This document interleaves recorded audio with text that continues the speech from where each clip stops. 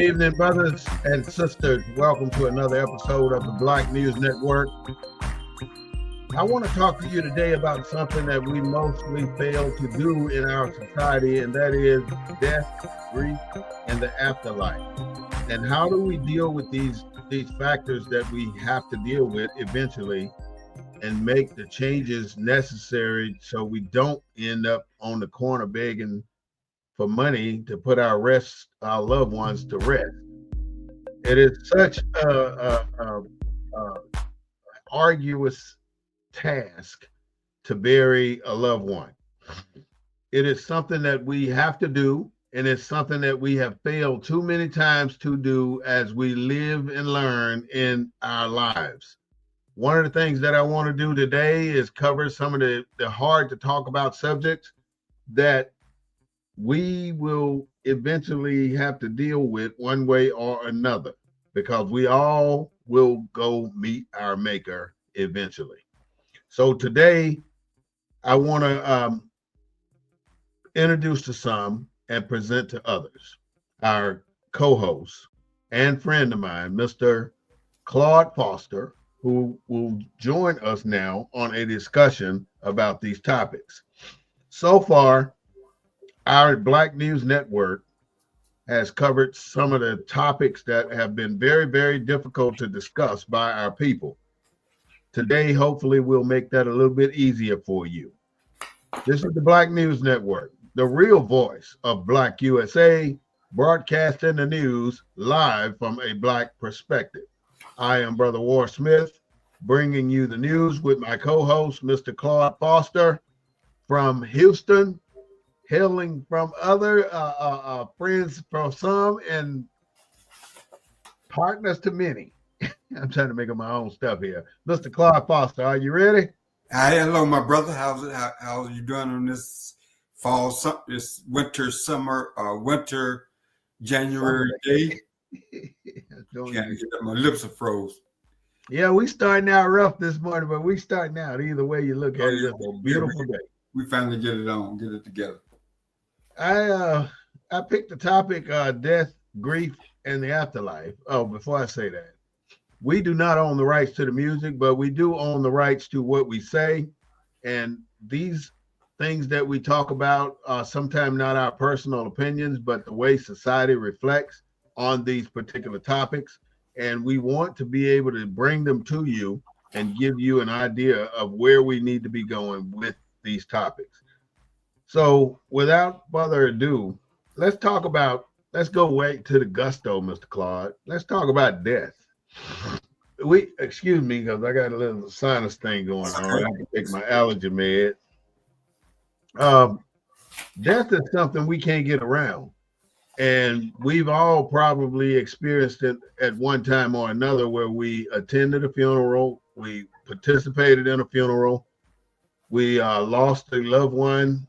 We really had to hold our composure and hold it together for the family and bring our loved one to a beautiful resting place on this earth. It is something that we really don't want to deal with. We don't want to talk about. It's a hush-hush topic in our communities. And we got to get this out, because it's far too many times we see people begging for money. And I don't want to use the word begging because it doesn't sound right, but people asking for money to bury a loved one. It's something we can prepare for. But if we never, ever have that discussion, we're not going to be ready for it. We don't even know where, if people get sick and they're on their dying bed, that's the wrong time to be saying, well, where is the insurance policy? Or what cemetery they want to be buried in? What type of arrangements do they made? Do they want to get cremated? Do they want to get buried? Do they want to be embalmed? What do they want to be donated? You know, there's so many options out there. Or do they just want to just go to rest without anybody having anything to do with their death? Now, the funeral requires a preacher, a church, a hearse, a notification, an obituary. It's so many little bitty elements that people fail to pay attention to when they go into this arena. Well, Go ahead. Go ahead. No, go ahead. Finish what you were saying, brother. I'm just saying that it is something that I've seen too many times where we scrambling to get this stuff together because we're not addressing it in time of need. The need is before a person gets incapacitated or gets to a point where they're in a comatose and unable to make decisions for themselves. We can make these decisions while we're alive. We just have to face the music that this is something that's inevitable. It's going to happen. So that's what I wanted to open up with, and I want you to come on in with it. Well, estate planning, how many Black folks plan for the afterlife, plan when somebody passes. The last funeral I went to, like you got these funeral homes that will do everything from A to Z. You got to have the documents and stuff, but they will plan the funeral, preach the funeral. They'll hire one of these itinerant pastors to preach, and you pay the funeral home. You give the funeral home a check, and that's the extent of estate planning for a lot of people, for a lot of Black people, for a lot of poor people.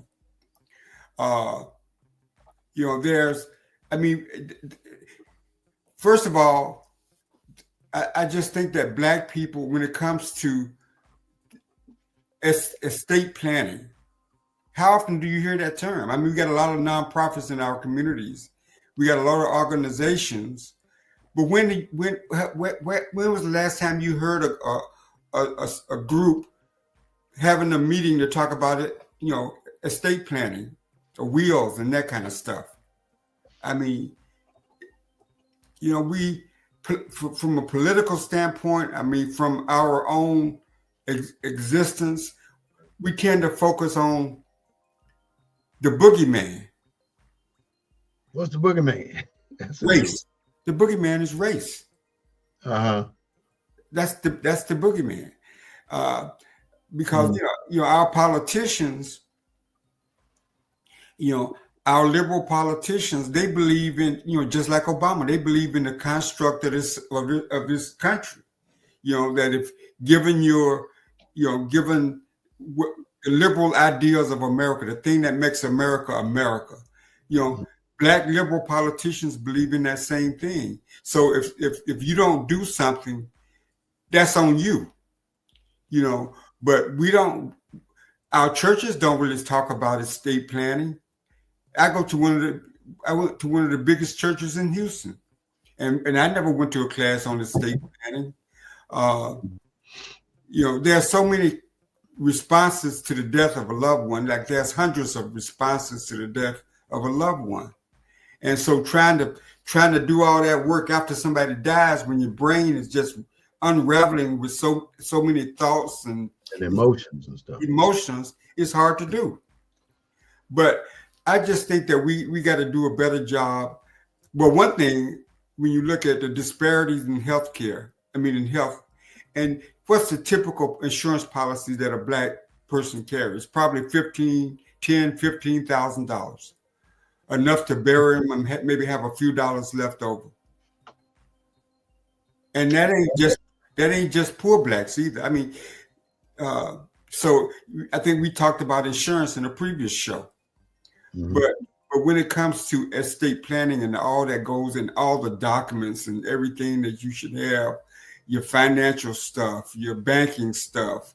We got families that can't get access to cars and vehicles and bank accounts and all kind of things after a person dies because there was no planning.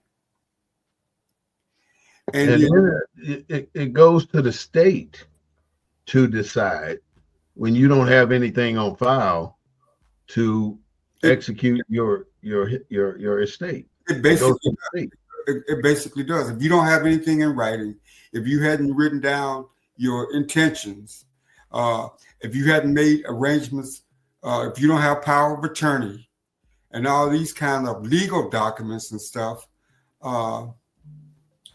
you're right. The state kind of takes over your affairs. Mm-hmm. And the question is, why don't we? I mean, given the health disparities, given our shorter lifespans, given all the dynamics that exist in our communities, you would think that this would be the top of our priority. I agree with you. State planning, after we've been taught to be quiet about that. By who? We've been taught to be quiet about our illnesses, our health conditions. We don't want the world to know. We don't want to go out and say, hey, we want to make a plan for our loved ones because we need to bury them. I've experienced it. I've done it for my grandfather. I've done it for my mother, my brother, many, many people, friends. I mean, they don't have funeral homes in order. They don't have anything in order. And they act like they're going to live forever. And it really causes a problem for the living. The living ones are the ones who have to go out and get these things in order for the dead. But if we would just take a one day and decide on these basic things, the very first thing I think you really have to do is prepare a will. Well, they call it an advanced directive document. Oh, they don't call them wills anymore? Well, yeah. Hold on a second. Well, I've seen the term advanced directive. Is that you? What? Did you knock me off? No, you on. I can hear you. I can hear you, but I can't see you. Okay, no, but I see you and I hear you and it's all fine. I'm still here. Everything should be working just right. Okay, let me do this. But if you have to try it again, I understand, but nothing changed. We still in. I still see you and I still hear you. But people refer, in legal terms, it's an advanced directive. What do you want to happen to all your affairs and stuff once you're gone? They call it an advanced directive. I mean, it's something that you instruct people to do before you die, because you can't do it after you die. So the legal term for that is an advanced directive. And I'm just saying that I don't know what that's different from a will then. Well, I think a will is part of it. But an advanced directive is like what you said earlier when you introduced the topic. Do you want how do you want to be cremated? Do you want to be buried? Do you want, what are your wishes? Yeah, and it has a lot to do with your religion too. Right. What way you want to die will go out. Right. But I think the nexus of the show is, why is there a lack of advanced planning in the African American community? I would say, to start with, Claude, the reason we don't have it is because we don't talk about it. It seems like it's an afterthought for us to discuss what's going on with our health system and our death system. So let's walk through a process of a burial, of a perfect plan. And then we'll break down this plan on what's actually happening. And I'm gonna give you my scenario of a plan, and then you give us yours, and let's see let's compare to both. I'm gonna talk about just a plain burial. First of all, let's say you had a catastrophic accident and you ended up unalived, and now it's time for your family to get involved. So you've been the police or whoever come to your house, notify you, and say, so-and-so just died in a car accident or tragic. I'm just using this as an example now. This is not real. Mm-hmm. Person died. So now you got to first go down to the court, to the coroner's office, and identify the body. Once you identify the body, then I'm not even going to talk about a hospital stay for the injury. I'm going to talk about you're deceased. So you go down, you identify the body, then you identify the funeral home, if that's what you want to use. And the funeral home dispatches the hearse to go to the hospital and pick up the body.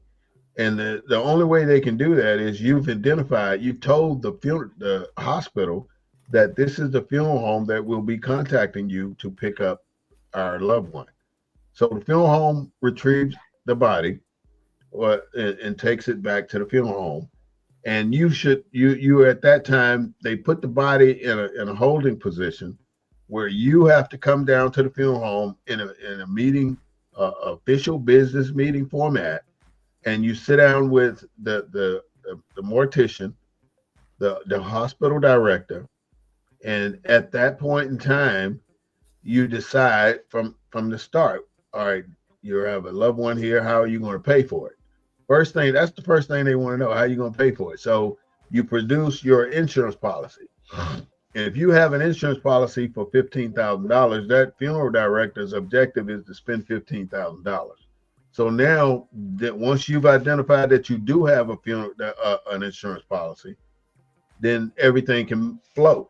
But if you don't have an insurance policy, then what do you got in your pocket? Because now you got to pay for that funeral out of your pocket.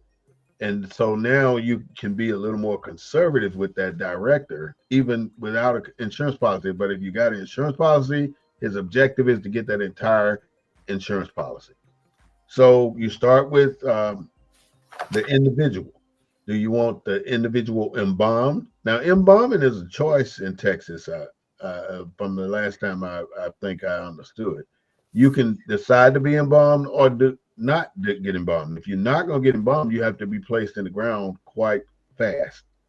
So the embalming basically removes blood from your body and replaces the blood with a chemical that's a preservative, and it's called formaldehyde.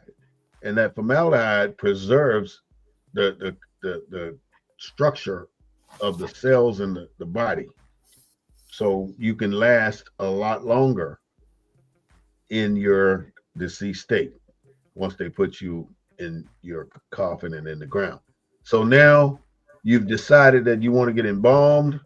That's a cost. You decided that you want to get the funeral home to go ahead and clothe the individual. That's another cost. But most of the time, the family prepares the suit. I'm using this for a male. The family will take a suit, tie, shirt, all the clothes that the person chose to be buried in, if that person had chose to be buried in these clothes. So now the funeral home dresses it up. Then you pick the coffin. Then you pick the liners of the coffin. Then you pick the day. You pick all these different things. You pick the type of vault that the individual will be placed in. You pick the slot, the location of the slot. You can also do the headstone and all that in this one process. But no, lo and behold, when you see the price of this process, you're going to start whittling down after you say, I want this. Then they're going to show you what it costs. Then you're going to say, take this off, take this off, take that off, because you're talking 10 to 15, maybe in some cases $20,000 for a funeral. Then they're going to try to upsell you on limousine service, where they pick you up at your residence, take you to the funeral, then you're escorted to the cemetery in many states. In some states, you can only go to as far as the pavilion, and then like in Texas, you can only go as far as the pavilion. Well, that's at VA cemeteries. Now you can go actually to the grave site in Texas. In Texas, if it's a regular burial site, you can actually go to the burial site. If it's a veteran's funeral, you have to go to the pavilion. All right, for military. For military. Okay, so the pavilion. They don't let you go where they put the body, not initially, no. Okay, so at the pavilion, let's do the pavilion to start with. At the pavilion, they're going to give you the key after they seal, and then they're going to fold the flag, and they're going to give you the flag. This is military. And then you leave your loved one right there at the pavilion, and then they take control of the casket and put the casket in the ground. And on a military base, my understanding is they will bury six caskets in a grave. Well, I'm only familiar with the VA system. Yeah, that's what I'm talking about. VA cemeteries. Here at Fort Sam, they put bodies 6 caskets deep. Do they put them that deep? Yeah, you don't have a choice on location or anything like that, but you But that's what they do because of the space requirements. And most military cemeteries are pretty much full. But when you get through with that contract in that office at the mortuary, you're going to be out of quite a bit of money. And you have to make sure you've already discussed many of these things with the deceased, because you don't want to dress the deceased up in blue when they want to be dressed up in black and go out in black. You want to know if they want a picture of anything, or any little trinkets in the coffin, or it could be anything. All the little details have to be discussed though. But if you're not discussing these items with your loved ones, then it's your choice to do what you choose to do with that loved one. And 9 times out of 10, some of the things you're going to want to do is not exactly what they would have done for themselves. So it's imperative that you have these discussions while you're alive. And if you have someone over 30 years old, it is time to have that discussion. And if you have someone over 30 and no insurance, then you're threading thin ice, because there's no telling what may happen or when it may happen. You don't know. So you have to have this stuff done as soon as possible, as soon as the conversation can be had. And people get mad at you for wanting to talk about how to bury them. I've seen people get angry about that. We just don't talk about it though. What is it so bad about talking about planning a funeral in our community? Well, talk about it. I got all kind of books. There's all kind of literature. Let me just go over some. It says a death has occurred. What do you do first? It says, 1, notify these people as soon as possible. Your doctor who can provide a medical certificate or death or request an autopsy to determine the cause of death. The funeral home to arrange. Let me ask you something on that first one. Is an autopsy option, or can you decide to bypass an autopsy if you choose? An autopsy is optional because most deaths, the doctor can certify death. You don't need an autopsy. Like with my mother-in-law, my brother, I've had 3 funerals I've gone to within the last couple of years, and none of them had an autopsy. I guess you could if you wanted to be a little bit more finite, because when it comes to Black people, they list the cause of death as obesity or some medical, some type of, they don't check to see have you been poisoned or that kind of stuff. Somebody might want to collect it. I mean, they just don't do an autopsy if there's no suspicious death. And if you probably requested an autopsy, you would probably have to pay for it. If it wasn't required. Okay, it wasn't considered a homicide or something like that. Like they'll put high blood pressure, diabetes, or something like that. They don't. But if it's a homicide, they're going to do an autopsy anyway. They could, like if a person was shot in the car, and why would they need to do an autopsy if they determine that the cause of death was a gunshot? They already know it's a gunshot wound. Right. But then it says the funeral home to arrange for transfer of the deceased from the hospital. Right. Relatives, executor, executrix, and friends. Employers, notify the employer of the deceased and relatives who will need time off. Insurance agents, life, health, or accident. Religious, fraternal, civic, and veterans organizations and our unions, if the members belong, So that's where, how would you know? Let's just say you're someone that you lived out of state, and your mother died, or your father died, or your brother died. How would you know to contact? How would you know that person's life without all that information? A lawyer, accountant, and financial advisor. How many families have a lawyer, an accountant, and a financial advisor? That's a little out of our league there. To have all that stuff. I know I don't have all that. 2, secure the vital statistics of the deceased. A full legal name. Other names must be identified by also known as AKA, home address and telephone number, name of business of employer's name, address, and telephone number, industry and occupation, military service serial number, date and place of birth, citizenship, father's name and birthplace, mother's name, maiden name and birthplace. Locate the will. So that should be, like you said, a will. How many people have a will? 3, meet with the chosen funeral home. Bring clothing that the deceased will be buried or cremated in. Whether your loved one is to be buried, cremated, or entombed. The funeral director will ask if you have made any arrangements with a cemetery or crematorium. If you have not done this, you will need to visit the cemetery. Service details. Would you like a visitation period, formal service, a reception? Whether a member of the clergy will be engaged for the service. Casket selection, pallbearers, music, pictures, flowers, scripture, or other readings. If you would like a charity to receive donations in lieu of flowers. Collect all these documents that you'll need: the will, legal proof of birth certificate, and social insurance number, marriage licenses, citizenship papers, and any insurance policies, bank books, deeds, and current ownership papers. That's what my brother had a problem, because they couldn't, his daughters couldn't get access to the car because he didn't have that information on file. Income tax returns, receipts or canceled checks, military discharge papers. So that's all those things that we need to do first. And that's an extensive list. And you're grieving in the family has to know these things. Right.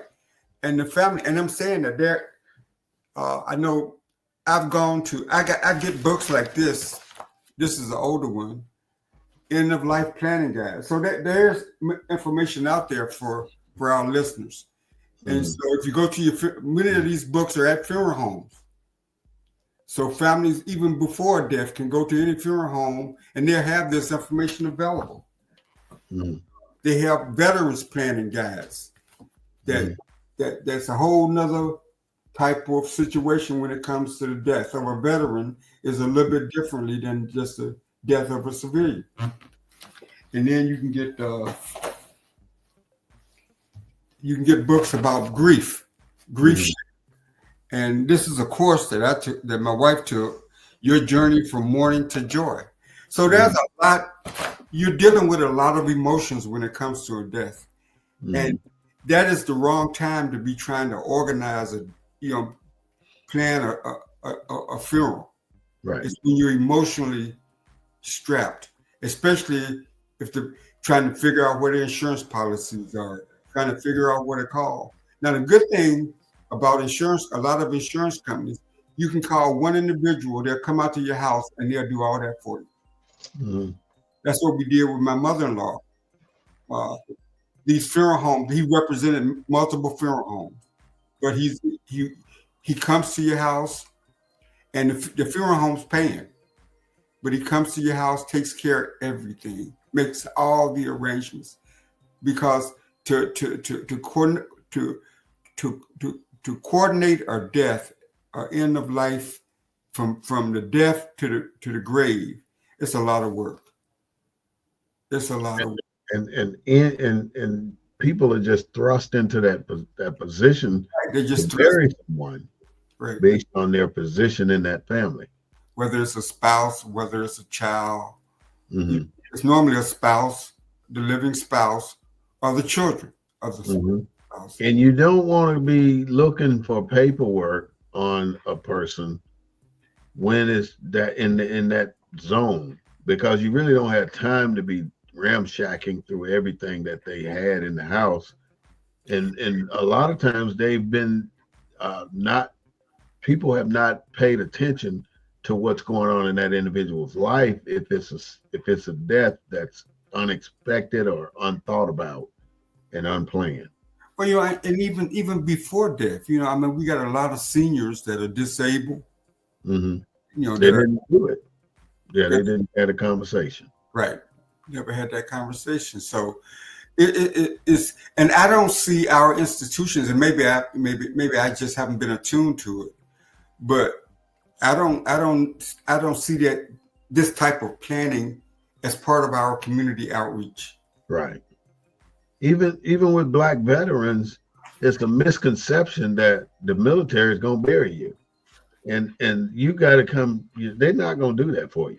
No, They're going to. It's only a couple of $100.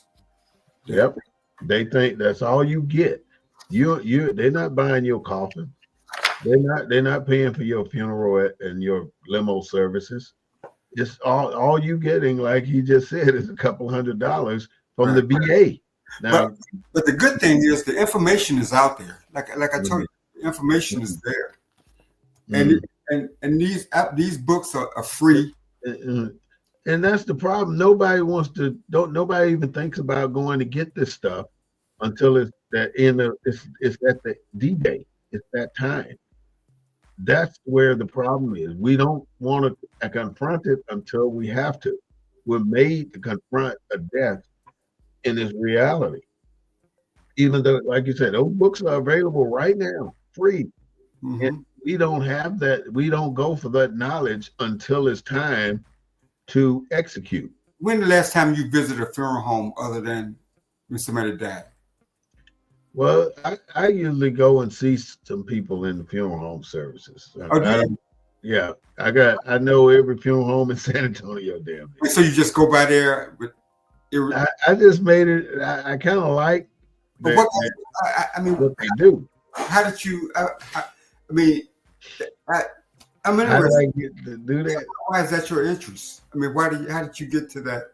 Because of this very topic. Because I know Black people don't plan, and I knew a lot of people in San Antonio at one time, and so my objective was to make sure that they could get their loved ones buried, and I had to get involved after death, and after the person passed, they had no idea where to go. So I directed them to the several different choices they had.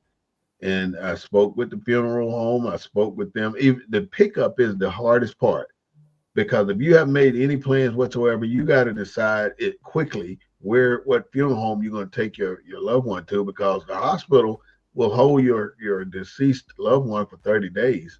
And then they will donate your loved one's body.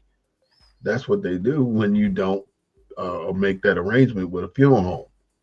At a funeral home has to go to that hospital, pick up that body, and take it to the funeral home. And then if you don't make the arrangements with the funeral home to pay the funeral home, then the funeral home will donate your body. So every step of the process, your deceased one can be donated to science. Right. Huh? But the body still has to be disposed of. Yeah. And they're not going to do it for free, because it's going to cost to open a grave. It costs to close a grave. And all these costs come out of your pocket. Right. Or out of your insurance policy. So it's not a bad idea that most people pay insurance through the funeral home. But what you're paying for, only thing you're paying for at the funeral home is if somebody died, that funeral home will pick up their body. That funeral home will take that body to the funeral home and be prepared to conduct the funeral. But you ain't paying for the embalming. You ain't paying for anything but pick up and transport to the funeral home. And then you got to go to the funeral home and make arrangement for the rest of the things. But if you get a contract prior to that with the funeral home on pickup, embalming, church services, and all the other entities that go along with that, dressing, the wake. A lot of people don't do wakes, the repast, guest speakers, all this. I think the most important, I think you talked about it. I mean, I think people have to have a will. So we could go to the will next, but death is so many steps, and it's so painful to have to do all this without having anything already planned. That's our focus, right? Our point, not our focus. But we have to plan these things. And Black people, please, if you have elderly parents or older people, it's not wrong to ask them about their estate plan. And if you want to make sure your stuff is in order, is something you can do. And that'll be the last part we talk about of this discussion. But I want to make sure we say all these little individual things that has to occur for a person to be in put away in turn. Right. So why is it that we won't talk about it? Is there any reason we don't talk about these things? Because I don't know a reason for us not to have the discussion with our family members. And it ain't that we ain't close enough to have the discussion, but it seems like the moment you bring it up, everybody want to get up and walk away because nobody wants to see the elephant in the room. Well, I know with my mother and with my father, and you probably got some perfect personal examples. Mm-hmm. I don't think the question was ever asked. I think that I think if you're in a stable, if the family is a pretty stable family, mm-hmm. I think that there's a succession. I think that I think when your parents die, they just automatically assume the kids are going to take care of everything, and it's just not a subject you sit around and talk about. I mean, you go home when you go home for Thanksgiving to go home for Christmas, does that subject ever come up at Thanksgiving or Christmas? Did you ever? That's the perfect time, ain't it? Because everybody there. But I had plenty of conversations with my dad. I said, Dad, have you ever thought about what you want when after you die? Do you want to be buried here? Especially in the South, things are a little bit more automatic, if you will, mm-hmm. in Southern, in the Deep South. Mm-hmm. Especially your parents have been involved in the church. That's where they're gonna be buried. We already know this is the church you're going to. We know this. Yeah. We already know what funeral home they're gonna go to. Mm-hmm. So there are certain things that are just routine in Black life. But when it comes to pre-planning and wills and power of attorneys and all this stuff, I think that's what we are deficient in. Mm-hmm. I don't think that gets stuff talked about enough. I know the NAACP in Houston, I think that they've had seminars and workshops dealing with this issue. Mm-hmm. I haven't gone to any, but I think they have had. I know they do with homeowners and stuff and that kind of stuff. But I just think I don't know why we in the Black community don't talk about this more often. One of the biggest things I've seen is the family has a deed on the property. The people that are elderly, they have a deed on this property, and if they pass and no one has made arrangements to be part of that deed or to be the executor of the will, then that deed is going to the state, and that's the worst thing that's happened. They look forward to taking our properties. And so many Black people have lost so many things, so many pieces of property based on not having an executor of their will, or just leaving it to the state to decide. And how many times have you heard, "Oh, you put me in a cardboard box, I don't give a shit"? I mean, I've heard that too many times from our people. Like, you're gonna put all this burden on your family because that's where it's gonna go, and you already know you ain't done the right things to take care of your future, your burial. You expecting them to do it, and you allow them to do it. You get out the way. You did, and now they got to worry about paying for you to get in turn, and it's a problem. It's a big problem. The worst thing I can see is somebody selling hot dogs and barbecue plates and GoFundMe pages to bury somebody, and if the funeral is $15,000. That seems to be the thing now. GoFundMe pays medical bills, pays funerals. Mm-hmm. I'm gonna come back to that part about medical bills at the end because there's something kind of hilarious about that I want to talk about. Oh, okay. So we talked about so far we've talked about deaths. That's it. We talked about the funeral home planners, the church or the chapel. Either you're gonna have your funeral in a church or a chapel. If you just want to be taken to the cemetery, you have the choice to do that too without a funeral. Obituary, they want to list all your nieces, nephews, aunts, uncles, cousins.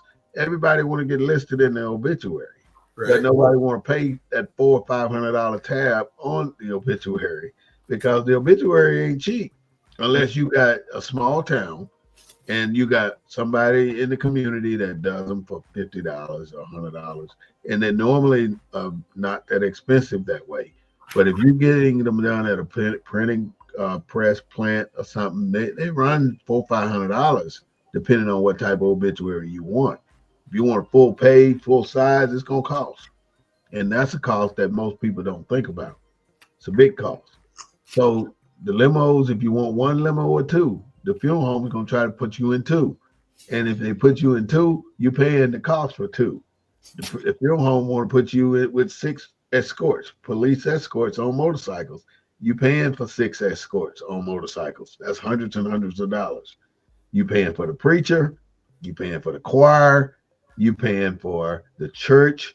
You got to pay for all these things. But if your family been in this church all his life, and then the pastor wants you to pay them to preach the sermon, you need to whoop his ass. I'm just going to tell you, because you have no need to have to pay when your family been paying all its life to this particular church.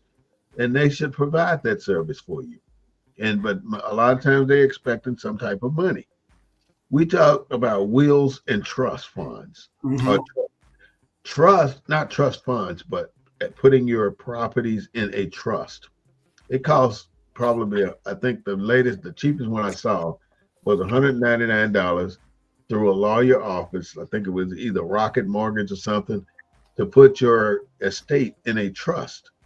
To put your estate in a trust basically says when you die, everything you own is converted to A, B, C. 3 people, 1 person, 2 people, however you want it dispersed, it's a done deal. And you don't have to worry about anything of yours being given to the state for auction or estate sales. And that's what they do. So the money, the money, the bank accounts, you can put all of these things that you have as a senior citizen in your name in a trust fund, or a trust, not trust fund. Put it in a trust, and then the trust will execute your estate based on your wishes.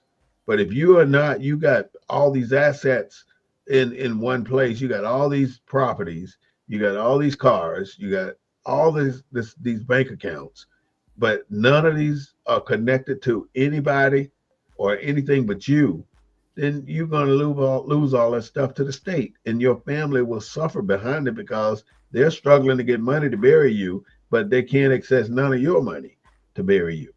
Even if it's long-term care, same thing. You have to have somebody, and you don't have to necessarily make them aware. Just make sure your trust make them aware. I would suggest having either the will done or the trust done. And in my opinion, the trust is more effective than the will. Right. So those things have to be done by the living, the person before they die. And if you can get them to listen for a little while to execute these things, then you can avoid most of the grief. And if the grief part is something that we have failed to learn how to deal with properly, because I can grieve for the rest of my life over a loved one that I lost. You can, anybody can. But when it's time to make plans for that person's transition, there's no time for you in your emotional state. You got to separate the grief from the emotion at the moment of setting up the plan. And if you've done what you're supposed to do by that person that's deceased, then your grief will not be as hard as it will be if you have not done what you're supposed to do by that person. So think about it. The people that cut up the most at funerals are who? People that you probably ain't seen in years, but Yeah. they come in and they put on a show.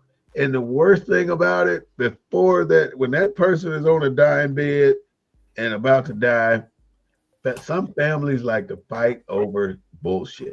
They like to go in and start snatching cars, snatching bank accounts, finding where's the bank account, where's the insurance policy. Did you have insurance on them? Did they have insurance on them? Who got the policy? We need a death certificate, and only one person should be responsible for ordering death certificates of a deceased, huh? And that's normally going to be the most responsible person in the family. Mm-hmm. And that's the person making the arrangements and the execution with the funeral home. Mm-hmm. You can order your death certificate through the funeral home at the time of your estate, your planning of the funeral.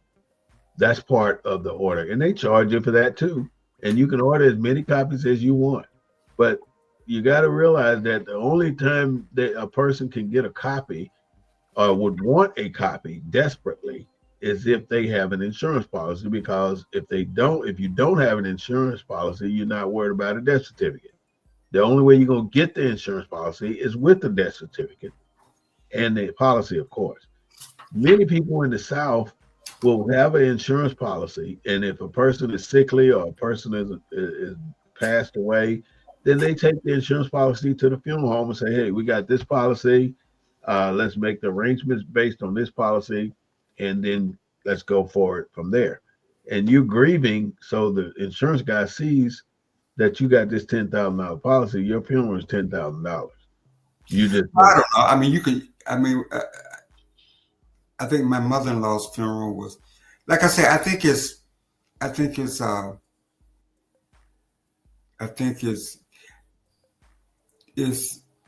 most funerals, unless you're just really into the elaborate funerals, are under $10,000. Unless you want some elaborate, The last one I noticed, it was $6,700, and that's with everything. That's with the vault, with the casket, with the pickup from the hospital, with the embalming, with the police escort. That's everything, and that was that in the deep South. But here in deep South, in another funeral home, the minimum expense is about $11,000. And I buried my grandfather, and I got his policy for $5,600, but I got it before he passed, and he passed at 96, and all of his stuff was arranged. And then so on with my mother, same thing, all of her stuff was arranged. But I've actually witnessed where people have not made the arrangements. They don't have the insurance. When your parents died, who made the arrangements? Did you have to make the arrangements, or somebody back home? You made them before they died. You should set a contract with the church or the cemetery or the funeral home before your loved one pass, or if they're at an age where they're in that zone, then you should get everything in order. I think most Black funeral homes understand the Black community, because that's where they do their business. I mean, I don't see too many Black funeral homes burying white people. No, not in the deep South. Like you just see white funeral homes burying Black people. But you know that they bury their people within 7 days. But what I'm saying, white funeral homes will bury Black people. Yeah, they bury Black people. My brother's funeral was officiated by a white funeral home. There in Virginia. I didn't say nothing. The family picked the funeral home out. But you hardly ever see a Black funeral home officiating a white family's funeral. Right. You just don't see it. Have you seen one? I've never seen that before. It's something when you got to grieve through the funeral, though. Somebody has to have enough intestinal fortitude to get this in order and bring the hard conversation to the family. Right. It avoids and you have to have the discussion. Everybody know our grandfather is this age, and we have to be prepared. He may go any day. It's hard to talk about. It's hard to admit, but it's a fact of life that our grandfather is about to pass. Yeah, like And my father-in-law is 81. you You have know, to be prepared. will he live to be 100 like President Carter. Carter with the best healthcare? He might, yeah. And let's be real. How many of our black families today, what is it, January 12th, have made those arrangements for our seniors? We don't have very many of our families doing this right now, but we're having this conversation because we want you to get this in order before it's too late. It's a good time. Yeah, it's the beginning of the year. Mm-hmm. And if you're doing it, if your family owns property, I mean, who wants to go and say, Grandpa, don't you have 5 houses here in town? Whose name is on those houses? Right. He's not going to tell you. What is the secret? Well, because I think culturally, remember back in the day, adults had that conversations and kids were forced to be in another room. You know, so there's always been this divide, this separation in this, I don't know whether you call it pride or I don't know what it's called. We don't have the conversation, and we don't want to have the conversation. We think you're being nosy. We think you're trying to get in our business. We got all these reasons why we won't tell you what our assets are. You think they think you want to die? You want them to die early so you can get the money? I mean, you know, it's all kind of it's trust, right? It doesn't. You think it's trust? I don't know what the reason we don't have the conversations. You think it's history? You think it's? I mean, what do you think it is? I think it's. I mean, it's it's us not willing to face the reality of what's happening in our lives, and that this is part of our lives. Death is. We have to discuss death, and that's something that makes us cringe and the hair stand up on the back of our necks because that's something we've never done. But I'm here to tell you today that we're grieved in this situation because we're unprepared. Anything you've ever done in life, you have to get prepared for. You have to get prepared for the transition of your elders. You have to be prepared that you're going to do the right thing by your elders when they transition. Because you've seen how people leave some people at the hospital. I was up there for 4 or 5 days a few weeks ago, and I noticed people in ICU about to pass away and nobody there.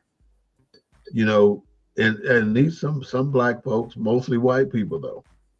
But you have to get this stuff in order. And when you're grieving, the one thing you don't want to do is go tell somebody, oh man, well, Johnny Blow is in a better place. How the hell do you know? You don't. Well, God needed him more than we did. How the hell do you know? You don't. That's why they call it belief. And anything you believe, you don't know. And so you cannot say where Johnny went, and you don't know.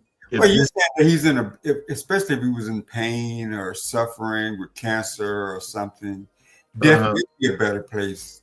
How is that a better place? Dead. Well, how do you know it's not a better place than the pain of cancer just violating your body? You don't know, man. There's no way that you can say Joe Blow's in a better place because they're not suffering anymore. But that suffering could be temporary, and it could be something a means to getting better. Do you think that's a selfish statement on behalf of the person when they say stuff like that? Yeah, because you don't know. And if I'm grieving, right, I don't want you coming up here telling me it's gonna be all right, Brother Smitty, because so and so's in a better place. You don't know this.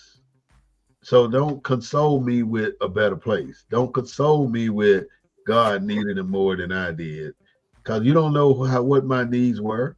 You know, so don't think that those are appropriate statements. You can only, to me, if a person is passing and I'm grieving, then the best thing you can do for me is come up and give me a hug and tell me I'm sorry for your loss. here, my condolences. And then it comes to flowers and money. You can either you're going to send flowers, or the flower shops want $150 minimum for a bouquet, a spray, in most places. I mean, why buy all these flowers are beautiful. Don't get me wrong. Sitting around the casket when it's in the wake, or even at the funeral, when they bring in hundreds of flowers for a deceased. But 75% of those flowers are going to waste after that funeral. You're only going to take probably one. You know, most people want to bring all the living plants home to their home. And now you got all those plants around your home that are going to die eventually, just like your relative did. I got one I brought home from my mother, and it's still alive. So you save yours. See, some people have that. I just bought one. Mm. And it's sitting right here in my office. Some people can do that. You know, you have that type of concern and care and empathy for your mom, and you every time you look at that plant, I know that you thinking of her. So, but many people get those plants and they just sit them out and they don't last long because they're not plant people. You have to know how to take care of plants in order to be able to do that. So what I'm getting at is, do you want plants or do you want money? Which one is it you want to get? Because it's imperative that you do the best for your family. If you need the money, then you should advise people, don't buy plants, but let you have that $150 that they get ready to give to the white flower shop. Give me that money. But most people don't think that way. They want to spend money on these flowers when they know the family that can use the money. Give them the money. Give them or if you got it like that, give them flowers and money. Yeah, because you know the cost of a plant at a funeral it's expensive. They're expensive. Very expensive. And you know, everybody want to act like they so well to do when it comes to asking for money. I don't care how well you are to do. Any money given to a bereaving Black family is beneficial. Huh? President Carter just died, right? Mm-hmm. They just had his funeral, right? Mm-hmm. How many plants did you see? I didn't see none. I didn't see any in Plains. I didn't see any at the Carter Center. I didn't see a single plant. Plants at Washington, D.C.? No. So is that us? Where's his plants? Yeah. Where's this? I didn't see no plants. So you think that the white folks that got to a point where they don't buy plants anymore for deceased? I'm sure he probably put out the word because they said Carter planned his whole funeral. Before he had already had everything in order. Don't put any flowers around my people he wanted to speak, where he wanted to go, the routes he wanted to go, everything he had planned it out.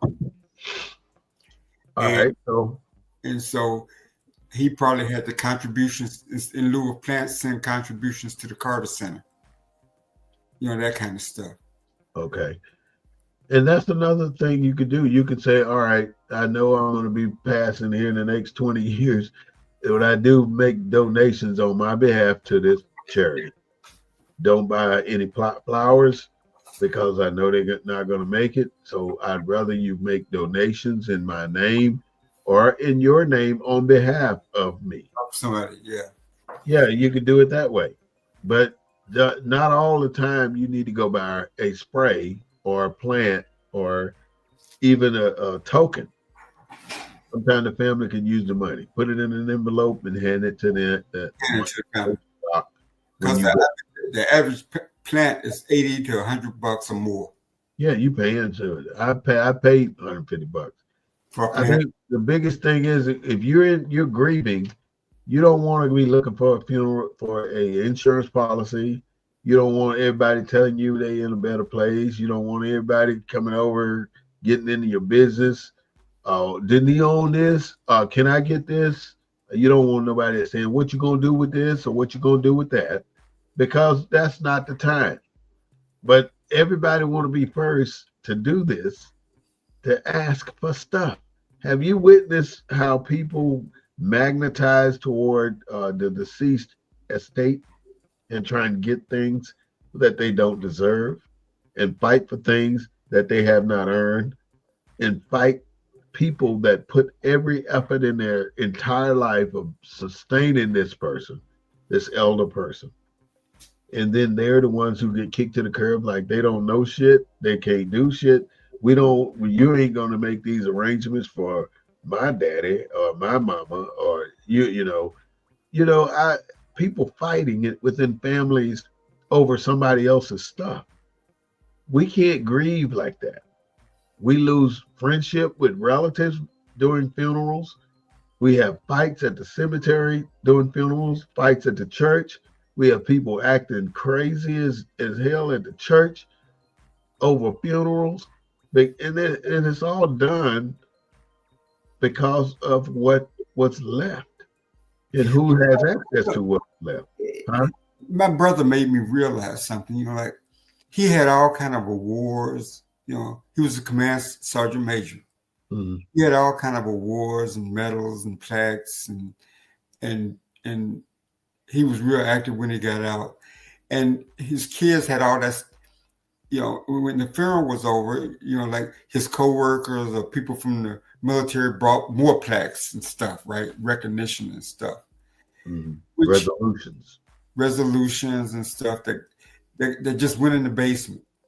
Because we don't build, like we don't build like family places where future generations can go and say, this was your uncle, this is where he, and feel proud about the family members. Right. I mean, we don't maintain that that story like in the past. Like in the past, it used to be the grandmother's house or your grandparents' house. They would have all that stuff there. Where's pictures of you? If you were to die today, where would all your stuff go? That is a hell of a question, but I do know it'll go in my daughter's possession. Right. But beyond her possession, where would it be? As far as what do you mean? Where would it be? Would it be on display somewhere? Or would it probably in a trunk in a closet. And everything packed away in the trunk in the closet. And one occasion in every 10 years, they may pull it out and look at it, but not every year. So they're not going to be seeing that stuff. They may see one or two items, but like all the plaques and trophies and medals and coins and all that stuff, somebody's trying to figure out how to monetize that stuff and turn it into something that's beneficial. I think a lot of times we, as people with that type of accolades, they should, some of that stuff should be sent to the African American Heritage Museum in DC or the Smithsonian in DC. There are places that you can archive our things that are very, very significant with people that will put it on display for eternity, or as long as that system is in order. But most of the part, within a few years, all of our assets are just gone. Somebody give it to this person, give it to that person. People just give away shit randomly, knowing that they have no authority to give away your parents' shit. But I like to go to to Goodwill sometime and just look at the books, right? Just kind of look, because you find a lot of good books that they have fairly cheap. And it saddens me when I see like a veteran's plaque or a veteran's, in the Goodwill. Yeah. And then I've seen places where they throw a lot of stuff on the curb. Have you? Yeah. People, I mean, and then the wife will say, well, my husband had all these guns or all these car parts. Give me $200 and take everything. Are they tools in the barn? Give me $150 and take everything. They just want to get it out of the way because we accumulate so much stuff and then we don't do anything with it. And many times we don't want to throw anything away. I'm talking about as seniors. And then you've seen hoarders. Right. How do you dispose of a hoarder's merchandise? I didn't mean hoarders. I meant like veterans. I don't mean it like I said. I don't mean it like that. Yeah, I ain't calling it hoarders. I'm calling it but we have a lot of stuff, and you got to get rid of that stuff because if you own this property and you've been there for 30, 40 years, you got a lot of stuff. And in order for you to do anything with that property, you have to get rid of some stuff. right. So you're going to be throwing away some of your some stuff that your grandfather really held close to his heart, and he didn't want you to get rid of it. But you got to get rid of it. You got to do something with it, and you don't have room at your place. You don't want to put it in your house. So what are you going to do? You're going to either you put it in storage, and then just something happens to you, and the storage gets sold off, and then all the stuff disappears. all the stuff that goes to the highest bidder. Goes to So the now all of those things that you worked so hard to accumulate over your entire life are now in the middle of the community. Everybody in their mama got a piece of it. But so after the fact, it's a rough road to travel to deal with a death in the family. But we have to deal with it. because you're not dealing with just death, you're dealing with grief. But yeah, grief too. You know, You're because dealing with grief and death. Does that mean knocking stuff over? the death is the easy part. The person that died got the easy part. Yeah. All they gotta do is go for the ride. It's the living Yeah. that got the consequences. It's the living that's got to suffer because the person didn't have insurance. It's the living that's got to suffer because the person didn't have a will. It's the living that's got to suffer because you don't have a listing of all the bank accounts. And so it ain't the dying, it's the living.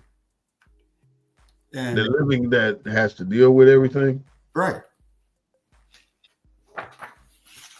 So right now, the ideal situation for a person going through this type of process is to get prepared ahead of time, not to wait until the person passes. It's Get it in order now. to do And that. like I say, you can get a will and definitely a trust set up for as little as $200 through Rocket Mortgage or some other, not Rocket Mortgage, Rocket Trust or something. Instead of Rocket Mortgage. Rocket Trust. And set your family up for success where none of your items will be auctioned off by the state. Because some of us think we got $1 million in assets and all this other stuff, but it's difficult to dispose of those things. Like your most valued and your most treasured things. Let's say, for instance, my most valued and most treasured thing would be, let's say, the banners behind my head. What's going to happen with my banner? Going to go to the garbage more likely. And I understand that because that's the way it goes. None of this stuff will mean anything to me when I'm dead and gone. But I would hope that much of my stuff be passed down generation after generation after generation after generation until somebody make use of it like I have. Huh? But does it get passed down from generation to generation to generation? What your great grandfather and your great grandmother? What do you have from that time here on Earth? I have a couple of things. I have a pair of glasses from my Aunt Name, and those glasses were. She was born in 1896, 1897, I think. So I have her glasses, which seem like they're about 2 or 3 inches wide and small. But I have those, and then I have a cedar chest for my grandmother who was born like 1901. And that cedar chest still smells like cedar. It's still in good shape. And from my parents' house, I have, and they're both deceased, I have this famous Black American's portrait.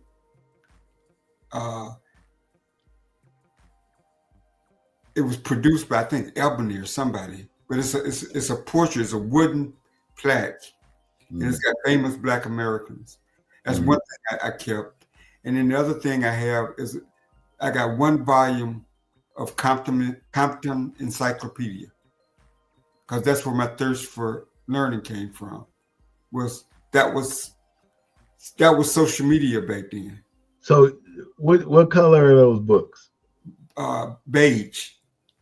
I got the whole set. You got National, I the just whole, they- well, different family members took a volume, so I just got one.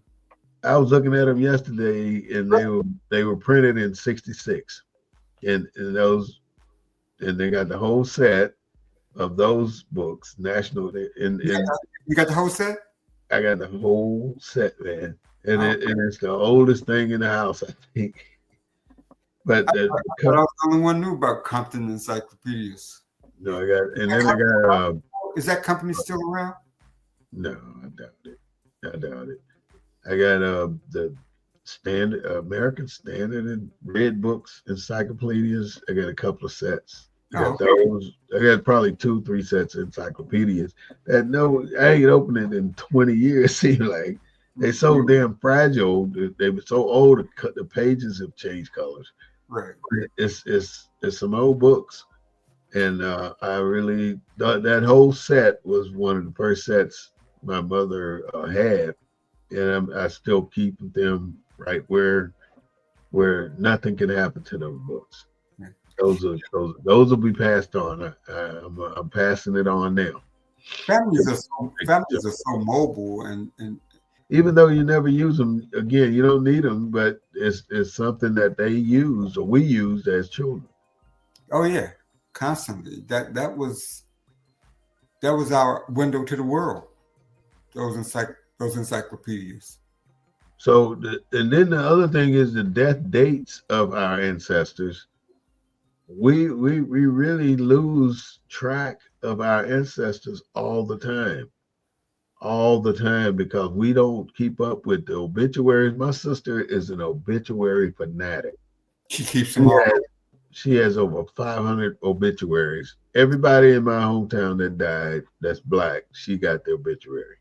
Wow. And I'm telling you that all the way back to the late 1800s, she's got, I couldn't believe that shit. She got an obituary for everybody. And people come to her now saying, George, do you have an obituary for so-and-so? Yeah, I got one. She know exactly what she got to. Now, my sister, I keep obituaries of family members. Yeah. And funerals, some funerals I've gone to, Mm-hmm. I keep the obituaries. She don't miss a beat on that. She go to funerals. Wow. She been to all of them. Not all of them, but this is really a great subject to be talking about, because I think we got a lot of work to do on this subject.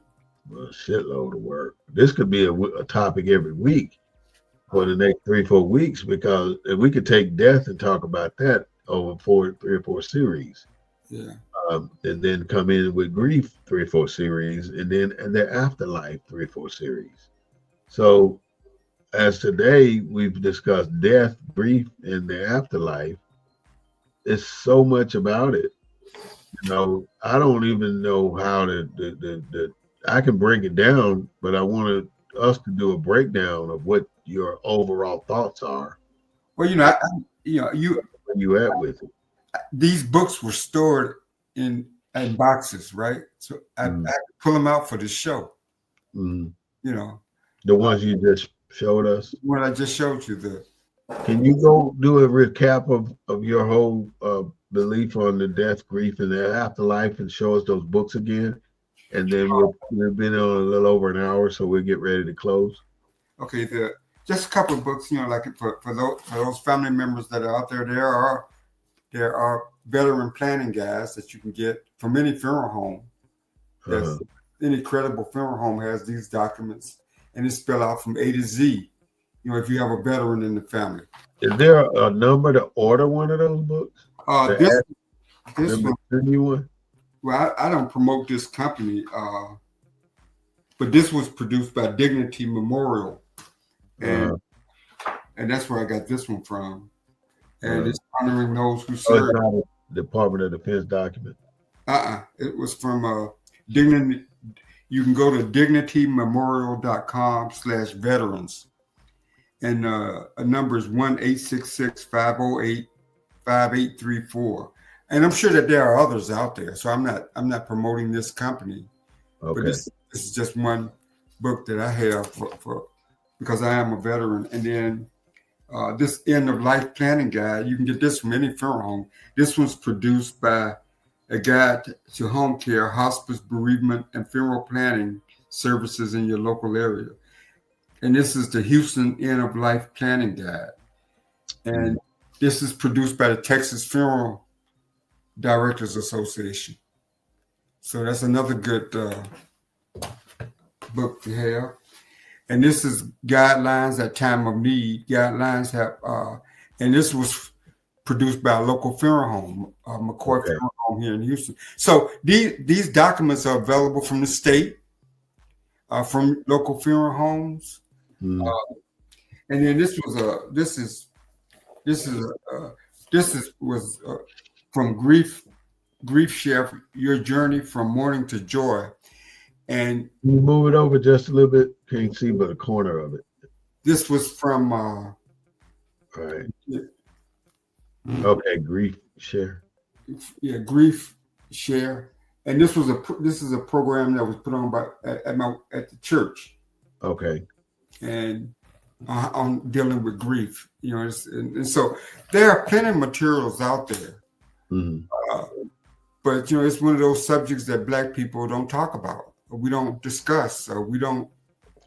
Let me ask you this, Clark. Would you think that having a open a form like a signed login form where we can have a seminar on stuff like death, grief, and we could like I say, just talking about it, just having a show and discussing it, I think is important. I think it's death, health, all these different components of Black life that are underrepresented in so many different ways.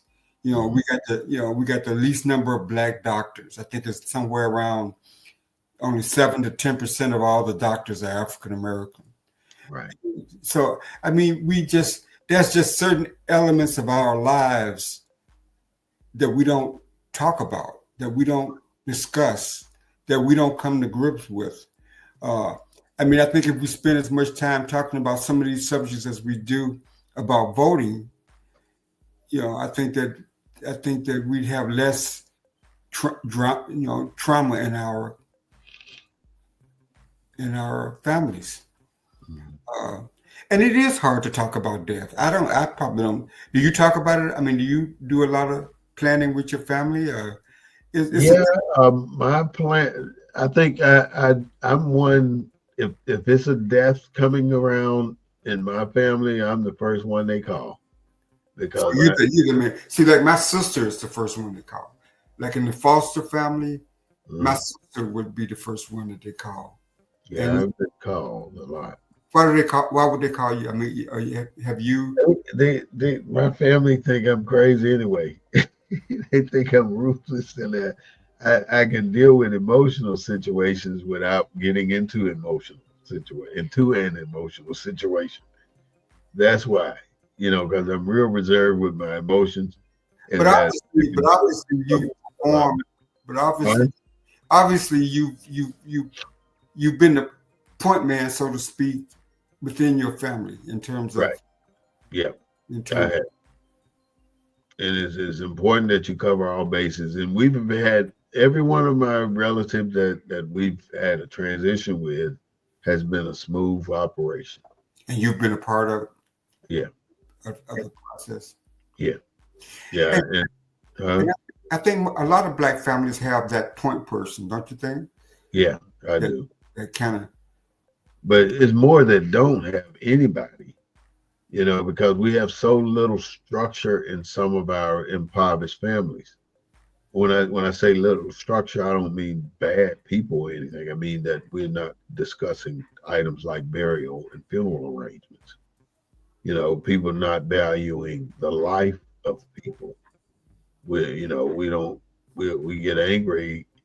It's death. So it's not a subject that we talk about until a person is near death. Yeah, until it's almost too late. Yeah. And then if the person is not responsive, and they don't have, and you're trying to make funeral arrangements, you really got to struggle to get that information, and you don't want to but browbeat a person that's dying over funeral arrangements. So how do you get around that is basically just prepare prior to, because you wait till it's that time, you're really not gonna get things done. And like I'll tell you, one of the biggest mistakes I think I made was when I went off to the military, I failed to pay attention to what was happening in my family structure.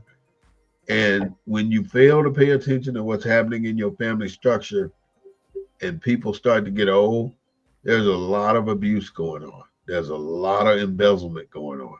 A lot. For instance, your grandfather could be a multi I agree. millionaire. I agree with that because the reason why that happens is, especially those of us that are waiting for a job or in service or something like that, the person that's left behind, regardless of who's left, that's the person that's left behind. Yeah, end up with dealing with a problem, right? Situation. It ain't a problem. And elderly family members going to gyrate to those people that are close by, in terms of. And many of them are so desperate for money that they may start taking money from our elderly people. Just like I've had a lady that passed last week, and she was the sole owner of this 4-story building in Chicago. And soon as she died, man, the vultures came out the woodworks and just pillaged that building, taking her shit. And it's so sad to see stuff like that happen. It's almost like they was all lined up waiting on her to die so they can get into her level of the floor. All the family living on other levels and being taken care of by her. And then as soon as she died, they take all her shit, and then they pillaged her bank accounts. And people do that. And because people are left, you have family members that were there or are there. It's hard to question them. Yeah, financial decisions, or what happened to the money, or who's got the deeds to the property. I'll tell you a case. They could be taking out loans against the property. Yep. You got, and then they're not gonna pay it back. So the bank will end up owning the property that you've owned for the last 50 years, real quick. And basically it goes to say you don't own anything, because if you don't, for instance, you don't own anything that's publicly available, like transportation, real estate. Those items are usually the first to be taken out of your family, and the bank won't hesitate to do it. The loan companies won't hesitate to do it, and everybody wants to take out a loan on everybody else's stuff. This person had a grandfather who came from up north with about $100,000 in cash. And within 6 months, that $100,000 had dwindled down to about 10,000. And when somebody found out about it, they took the last 10,000 from the account and put that 10,000 on, not the whole 10,000, but put most of that on a funeral program contract. So when this person passed, everything was taken care of already. And it would have been too late to try and take care of it, because nobody would have had another $10,000 to pay for their burial.